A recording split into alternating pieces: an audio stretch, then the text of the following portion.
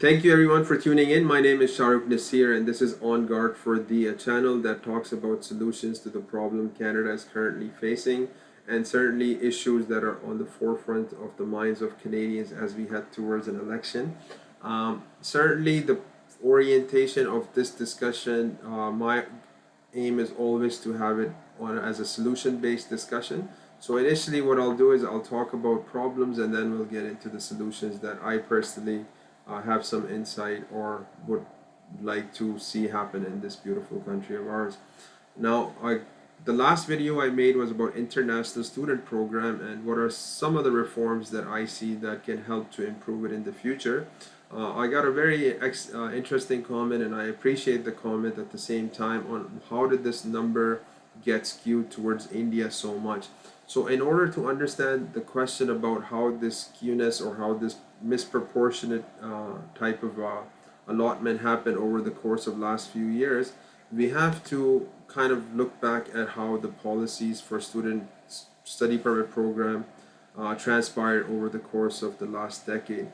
So to give people context, I personally give it a a reference to when I was in college, and that was initially in 2005 in Lower Mainland. And at that time, international students were scarce, right? You didn't see many, and the numbers, what they show is because that is because there was only about 5 to 7% enrolled internationally, and I believe probably they were mostly at universities, and I was at a college here, so I didn't experience that type of environment. Most of the kids were from my high school or from other high schools around the area that I grew up in. But fast forwarding this to 2024, that 5 to 7% number became 24% of international students enrolled in our designated learning institutions, being from other parts of the world. Additionally, that number also became skewed towards one particular country, India in this example.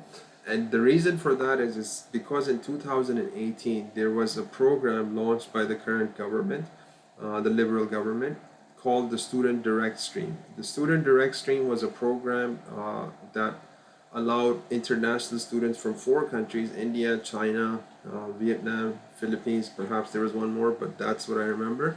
I'll reference it too. But this program, what it did was it streamlined the process to a time frame of 2 to 6 weeks for international students to get enrolled, submit their documents, and land in Canada with a study permit, and then obviously be able to start their studies in Canada. Now, for those of us who practice immigration, we know that from other parts of the world, this process usually is about a 4 to 8 weeks, sometimes a 4 month to 8 month process for other parts of the world. And certainly the countries that I deal with, sometimes like the Middle East, it's usually you're looking at 2 to 6 months of a time frame for a study permit to be processed. Now, replace this with the Student Direct Stream, and you had 4 countries that were given an advantage over other international students, and you can see how the numbers started to get skewed. Now, let's dig a little bit deeper. So what happened in 2018 is you have the Student Direct Stream launched. The program says that you need to get a letter of acceptance from designated learning institutions. You need to have a $10,000 GIC in partnership with a bank in Canada and deposit that money in a GIC so that it can be there for you once you land in Canada, and then you can use it. Obviously, you have to pay a little bit of tuition fees if required from your DLIs, and you do the medical, criminal, as well as the IELTS or the English test. You have to pass that as well. Provided you meet all these formalities, you submit your documentation, and voila, within 2 to 4 weeks, you have your study permit and you're on your way to Canada. Now, this is something that obviously was specific to the countries on that Student Direct Stream. Later on, more countries were added, but the number continued to be very high from India. And I have discussed this before, but I will get into it a little bit again. In order to see how this was an attractive opportunity for Indian students, you have to perhaps even travel to India, spend time in India, or do some research about the Indian demographics and how the situation in one particular province is different from the other provinces. So essentially, the bottom line is the story of people who are unemployed, socially, environmentally, or in other ways uh, marginalized. They are looking for a way to get out of their homeland. And if you give them a pathway, especially young adults, right? When you give them a pathway to leave their country and come to a place like Canada, they will obviously take that opportunity. And that opportunity came at a minimal cost when you look at immigration. In a sense, the number might be 10,000 or 15, 20,000 combined with tuition in terms of dollars that they had to spend, but that allowed them to secure their futures in a first world country like Canada. So Student Direct Stream program enabled international students, particularly from India, China, Vietnam, and the initial inaugural countries, to come here on a faster pace. Now, why did India get to utilize this program more than others? Is because obviously the demand was high from India. The way the programs were solicited to international students in India was also in a manner where it was very attractive, and it certainly is when you compare Canada to other parts of the world.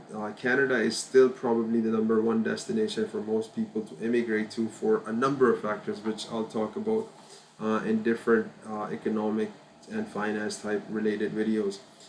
So the student direct stream attracted a lot of attention, and the demand significantly increased. Combine that with colleges and universities opening on a annual basis, increasing in numbers across various provinces and in Canada, and this student direct stream got utilized to an extreme, right? So for example, the numbers show in 2023, 60% approximately of the international students from India that came to Canada utilized the student direct stream program. Now, once again, student direct stream program, an expedited pathway to come to Canada and for international students. That's how the program works. And you know, the thing that kind of bothers me about that part is because I do a lot of business immigration and things like that, and those programs take a lot longer with a lot more due diligence and a lot more scrutiny involved in terms of documentations. And at the same time, the person you're bringing in into the country is a high net worth business oriented entrepreneur who will create jobs, right? But that's something I'll talk about in finance and economics and the future of business in Canada type of video. But once again, student direct stream allows people to come to Canada, and it did that up until November 8, 2024. Once that number got changed, the program got shut down at that point, because I'm sure the current minister, Mr. Mark Miller, realized the abuse that was taking place, and I'm sure he's hoping that his previous predecessors had shut down this program a lot earlier than it took. Having said that, we have to learn from the past. So this program, learning from the past, another thing I realized when I travel is a lot of the documentation that could have been submitted under this program, such as a letter of acceptance, an IELTS examination, along with the bank statement to get a GIC or to facilitate the purchase of a GIC, could all be manipulated, faked, or somehow done in a way that is fraudulent. What do I mean by that? So recently there was reports out of India that certain people were able to pay an X amount to get their IELTS done, their English exam done, right? And that's essentially fraud, pretty much, right? Combine that with fake letters of acceptances that people were able to get issued overseas, and embassy that was not prepared to be able to screen for this. You had a lot of actors or players or international students that did not come to this country on genuine documentation.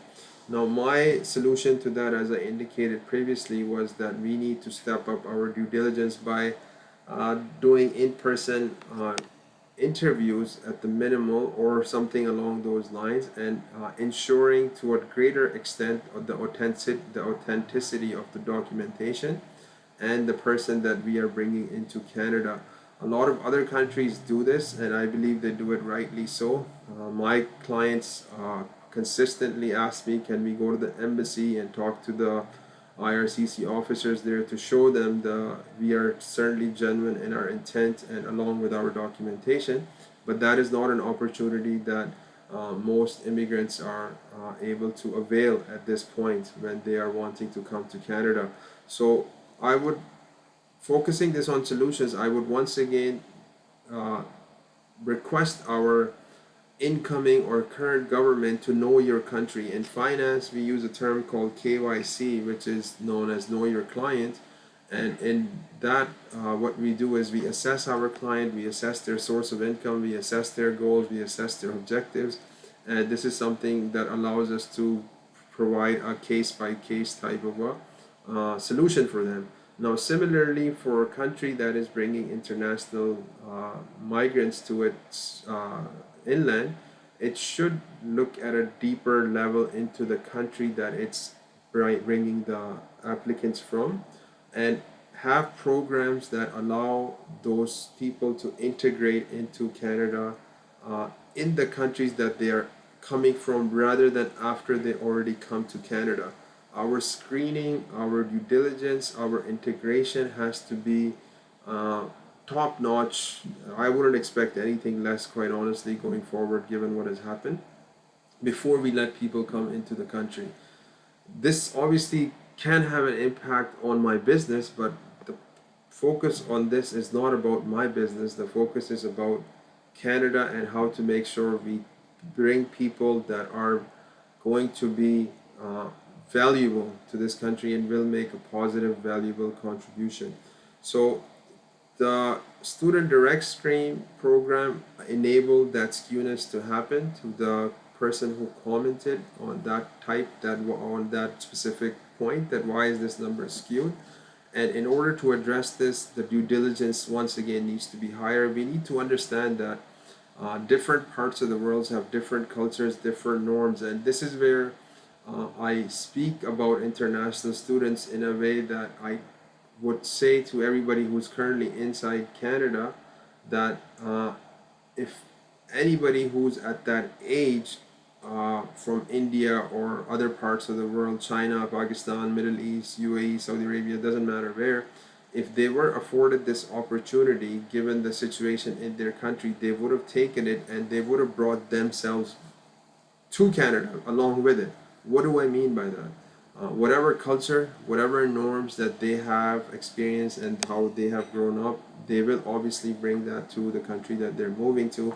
And we're talking about young adults here, perhaps between the ages of 17 to 25 or perhaps even 30.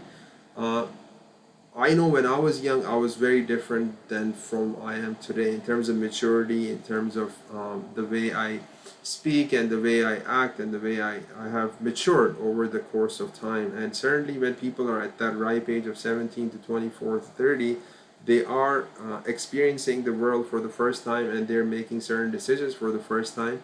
And at the same time, they might not be the most mature and wise decisions. That's usually how, as humans, we learn from our experiences and mistakes.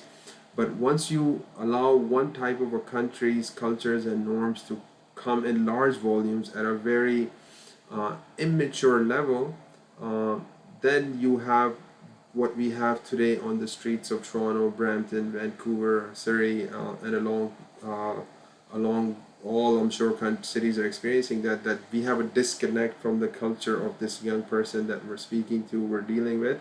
I certainly have started to experience this a little bit more since I have come back to Canada, that there is this friction between international students and the people who have been residing in Canada for a long time, Canadians or whatever terminology we want to say, natives of this land or essentially the citizens or the permanent residents. But I want to keep it solution oriented. So I would always like to, I always, when I have this type of discussion with the person that is on the other side, I try to understand the culture, and traveling to those parts of the world helps to understand the culture that they are from, and try to always, even if I haven't traveled to that part of the world, try to calmly move the conversation towards a solution. This is once again a strategy that I think the banks taught me at a young professional age.